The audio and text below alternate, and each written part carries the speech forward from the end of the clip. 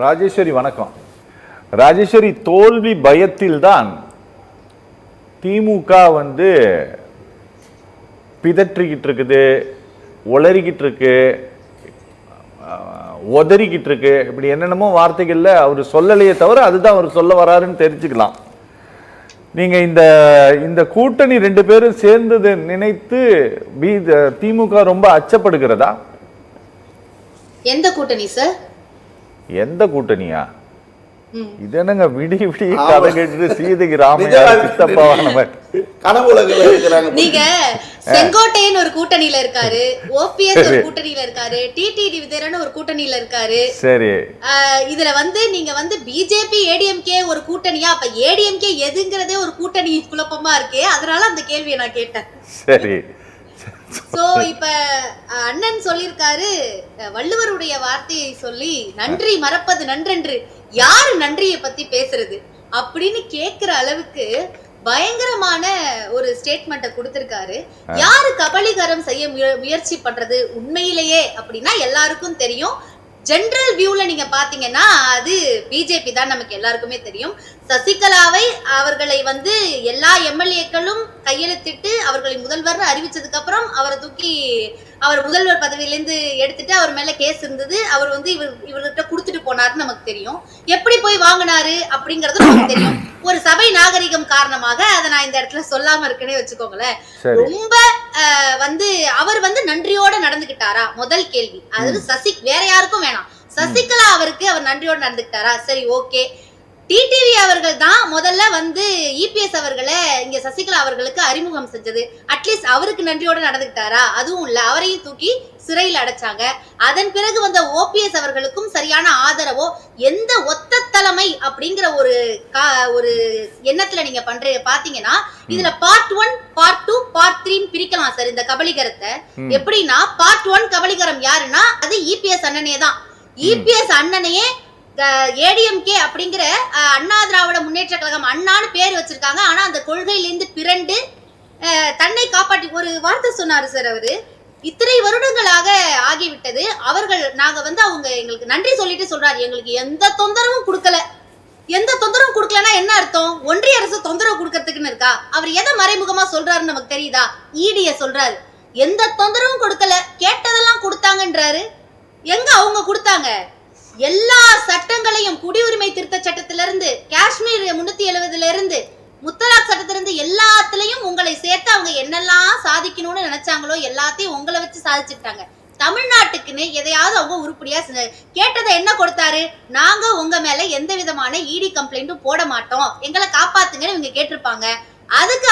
அதுக்கு பிஜேபியில இருந்து ஓகே சொல்லியிருப்பாங்க. இது வெளிப்படையா எப்படி சொல்றாரு அப்படிங்கறதே ஒரு மிகப்பெரிய ஆச்சரியமா இருக்கு. ஆக பார்ட் 1 என்ன அப்படின்னா இபிஎஸ் கபலீகரம் செய்கிறார். அடுத்த அண்ணாமலை அண்ணன் மிகப்பெரிய அதிருப்தியில இருக்காரு. அவர் என்ன பண்றாருன்னா அவரு பங்குக்கு மிகப்பெரிய ஒரு ஸ்டேட்மெண்ட்டை கொடுக்கிறாரு. திமுகவின் மீது திமுக தான் வலுவாக இருக்கிறது அப்படிங்கிற எப்பவுமே போய் சொல்லிட்டு இருப்பாப்ல. ஆனா இந்த தடவை உண்மைய ரொம்ப தெளிவா உண்மைய சொல்லிட்டாரு. ஆக மூணாவதா நீங்க பாத்தீங்கன்னா பிஜேபி தான் முழுக்க முழுக்க அதிமுகவை உடைக்கிறது. இது பிஜேபி ஹிஸ்டரியில இல்லாத ஒண்ணா? அப்படி கிடையாது. மகாராஷ்டிரால எப்படி சிவசேனாவையும் தேசியவாத காங்கிரஸையும் பிரித்து அதுல இருந்து 2 பேரை பிரிச்சு நாங்க தான் சிவசேனா, நாங்க தான் தேசியவாத காங்கிரஸ்னு சொல்லி அங்க கபலீகரம் பண்ணி ஒரு ஆட்சியை பிடிக்க எப்படி பிஜேபி முற்பட்டது? பிஜேபியோட எஸ்டிடி என்னன்னு நமக்கு தெரியும்ல. தெரிஞ்சதுக்கு அப்புறமும் தன்னுடைய கட்சியை அவரே பலி கொடுத்து விட்டு போய் சொல்றாரு. எவ்வளவு கான்ட்ரடிக்டரியான ஒரு ஸ்டேட்மெண்ட் இருக்கு பாருங்க சார். இது எல்லாருமே கவனிக்கணும். நன்றின்னு சொல்றாரு, நாங்கள் நன்றி சொல்கிறோம் அப்படின்னு அண்ணன் சொல்றாரு. எப்ப சொல்லுவாரு? ஏன் 24 சட்டமன்ற தேர்தல்ல வெளியில வந்தாரே அப்ப அவருக்கு நன்றி அப்ப அவர் நன்றியோட இல்லையா? அதுக்கு முன்னாடி எஸ்டிபிஐ மாநாட்டுல சொன்னாரு, நாங்கள் இதற்கு பக்கம் நாங்க பிஜேபி கூட கூட்டணியே வைக்க மாட்டோம்னு சொன்னாரு. அப்ப உங்களோட நன்றி எங்க போச்சு? அப்ப உங்களுக்கு தேவைன்னா திருவள்ளுவரை எடுத்து நன்றியை சேர்த்துப்பீங்க, தேவை இல்லைன்னா விட்டுருவீங்க.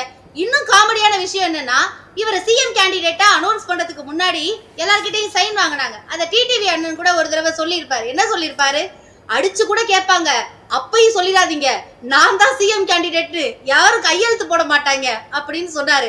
அப்ப உங்களுக்கு தெரியுது உங்களுக்கு சப்போர்ட்டிவா மக்கள் கிட்ட மட்டும் கிடையாது, உங்கள் கட்சியிலே உங்களுக்கு பலரும் ஆதரவாக இல்லை அப்படின்னு உங்களுக்கே தெரியுது.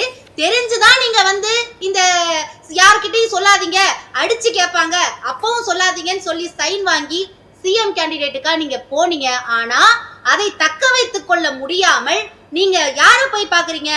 கொள்கையை பிடிச்சாவே தமிழ்நாட்டுல நிக்கலாம் சார். ஆனா ஈடிக்கு பயந்து ஒருத்தர் தன் நிலையை ஆதாரம் படுத்தி கொள்வதற்காக, நான் எனக்கு வேணும் என்னுடைய ஆளுமை இருக்கணும்னு ஆதாரப்படுத்திக் கொள்ள ஒருவரா சென்று போய் வந்து பிஜேபியில் இருக்கக்கூடிய அமித்ஷாவை பார்த்து கொண்டிருக்கிறார்கள். அவர்கள் கபலீகரம் செய்கிறார்கள் அப்படிங்கிற அந்த பார்ட் 3 கபலீகரம் அவர்களாக இருக்கிறார்கள்ங்கிறத கொஞ்சம் கூட புரிஞ்சுக்காம இன்னைக்கு நிறுந்துட்டு நன்றியை பத்தி பேசுவதும் கபலீகரம் பற்றி பேசுவதும் ரொம்ப விசித்திரமா இருக்குது. கொஞ்ச காலத்துல நம்ம போனோம்னா 2030 நீங்க பாத்தீங்கன்னா துரோகம் அப்படிங்கிற வார்த்தைக்கு எதிர்க்க பழனிசாமி அவர்கள்னு பேர் வைக்கிற அளவுக்கு தன் வாழ்க்கையில் பல துரோகங்களை செய்துவிட்டு நன்றியை பற்றி பேசுவது மிகவும் ஆச்சரியமாக இருக்கு சார். ராஜேஸ்வரி, என்னன்னா சட்டமன்றத்தில் திரு எதிர்கட்சி தலைவராக இவர் வந்து டெல்லி போறாரு. அப்போ அவங்களுடைய எதிர்கட்சி தலைவர் தான் இவர் வந்து டெல்லி போறாரு, கட்சி அலுவலகத்தை பார்க்கறதுக்காக போறேன்னாரு. அப்போ வந்து சட்டமன்றத்தில் வந்து ரன்னிங் கமெண்ட்ரி கொடுத்துட்டு இருந்தாங்க. உங்களுக்கு தெரியும் நினைக்கிறேன், அசம்பிளி அப்போ நடந்துட்டு இருந்தது. ரன்னிங் கமெண்ட்ரி கொடுத்துட்டு இருந்தாங்க, இவர் அங்கே போறாரு, இன்னைக்கு மீட் பண்ண போறாரு அப்படின்ட்டுலாம். அதற்கு பிறகுதான் இந்த சந்திப்பு நடந்தது.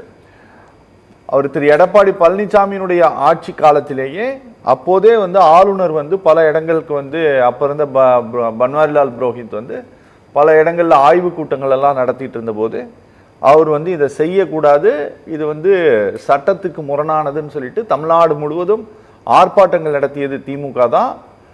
திமுக ஆர்ப்பாட்டம் நடத்தி தான் அவரை வந்து வெளியில் ஆய்வு கூட்டங்களுக்கு போக விடாமல் செஞ்சது. அதிமுகவை மிரட்டி கொண்டு இருக்கிறார்கள், அதட்டி கொண்டு இருக்கிறார்கள்ட்டு அந்த அந்த ஒரு பதவியேற்ற காலம் முழுதும் வந்து திமுக சொல்லிட்டு தான் இருந்தது. சரிங்களா? இன்னைக்கும் நீங்க அதை சொல்லிட்டு இருக்கிறீங்க. ஆனா திரு எடப்பாடி பழனிசாமியினுடைய இந்த ஸ்டேட்மெண்ட் இருக்குல்ல, எங்களை மிரட்டல, எங்களுக்கு ஆதரவு தான் கொடுத்தாங்க, எங்களை யாரும் அச்சுறுத்தல, எங்களை யாராலையும் மிரட்ட முடியாது இப்படின்னு சொல்லி இருக்கக்கூடிய இந்த ஸ்டேட்மெண்ட்டை டிஎம்கே எப்படி பார்க்குது?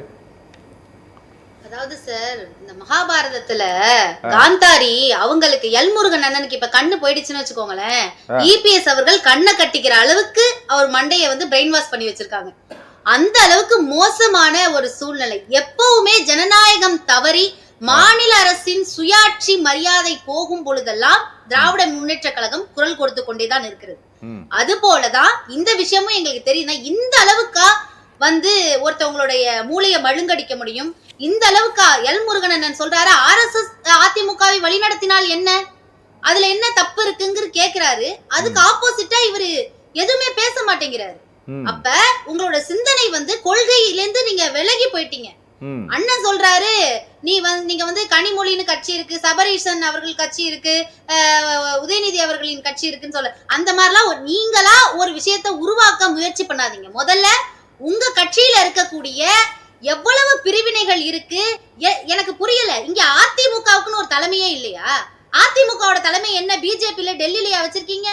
ரொம்ப ஆச்சரியமா இருக்கு சார். பொசுக்குன்னு ஒருத்தரா போய் டெல்லிக்கு போயிட்டு வரீங்க. அப்ப அதிமுகவுக்குன்னு எந்த கட்டமைப்பும் இல்ல, அதிமுகவுக்குன்னு தலைமை இல்ல, கூடி பேச ஆலோசிக்க யாருமே இல்லையா? உங்களை வழிநடத்துறது பூராவுமே பிஜேபியின் தலைமையா, RSS தலைமையான்னு கேள்வி கேட்கிற அளவுக்கு செயல்பாடுகள் இருக்கு. இதுல நன்றியை பத்தி பேசுறாரு, துரோகத்தை பத்தி பேசுறாரு. நான் தவழ்ந்து போகிற அந்த வார்த்தையை நான் சொல்ல வேணாம்னு நினைச்சேன். அண்ணன் சொன்னாரு, ஆமா தவழ்ந்து போய் தான் வாங்கினாரு. இன்னும் தமிழ்நாட்டினுடைய அந்த முதலமைச்சருங்கிற பதவி தவழ்ந்து போனா யாரு வேணா வாங்கிடலாமா அப்படின்னு பேசுறது ரொம்ப இழிவானது, தமிழ்நாட்டுக்கு இழிவானது. தவழ்ந்து போய் வாங்கக்கூடியது அல்ல தமிழ்நாட்டின் முதலமைச்சரின் பதவி. தமிழ்நாட்டின் மக்களுக்கு எந்த அளவுக்கு சுயமரியாதை கொள்கை இருக்கிறது, ஜனநாயகத்தை உணர்ந்தவர்கள் நம்ம எல்லாருக்குமே தெரியும். அப்படி இருக்கும் பொழுது தவழ்ந்து போனா எல்லாரும் தவழ்ந்து போனா யார் வேணா வாங்கிடலாமா அப்படின்ற பேசுற அந்த பார்வை இருக்குல்ல, அதுதான் இன்னைக்கு பலவீனப்படுத்துது அதிமுக. இருக்கிறது எந்த அளவுக்கு அதிமுகவுக்கு என்ன கொள்கை இருக்கு?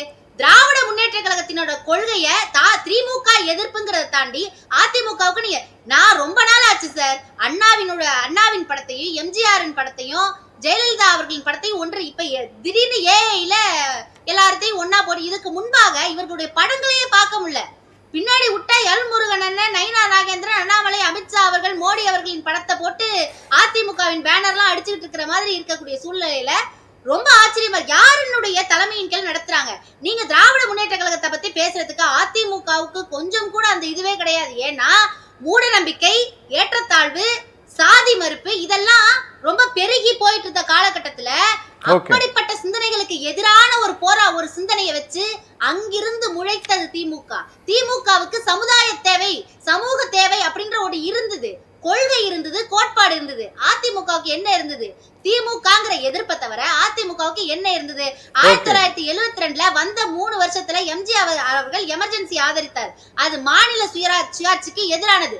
அங்க ஆரம்பிச்சது. இன்னைக்கு இபிஎஸ் அவர்கள் ஒரே நாடு ஒரே மொழி விட்டா ஒரே தேர்தல் இந்த அளவுக்கு வந்து நிக்கிறாருன்னா, அப்ப உங்களை ஸ்டார்டிங்ல நீங்க இதுக்கு முன்னாடி யாரெல்லாம் என்னென்ன பண்ணாங்களோ அத அங்க வந்து நிக்கிறீங்க. எப்படி சார் அதுக்கு ஒத்து போறாரு அவரு? அவர் அண்ணாவின் வழியில் நடக்கிறது இல்லையா? ஒரே நாடு ஒரே தேர்தல்னா மாநில சுயாட்சிக்கு எதிரானது, அது அண்ணாவின் கோட்பாடுக்கு எதிரானது அவருக்கு தெரியாதா?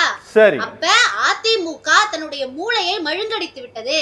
காந்தாரியை போல ஆர்எஸ்எஸ் கண் கட்ட சொன்னால் தன் கண்ணையும் சேர்த்து கற்றும் கொள்ளும் அளவிற்கு பிஜேபி மீது காதல் வயப்பட்டிருக்கிறது அதிமுக.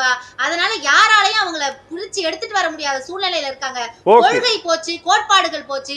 அதனால் திராவிட முன்னேற்ற கழகமே 2026 ஆட்சியை பிடிக்கும் என்று கூறி நன்றி சொல்றேன்.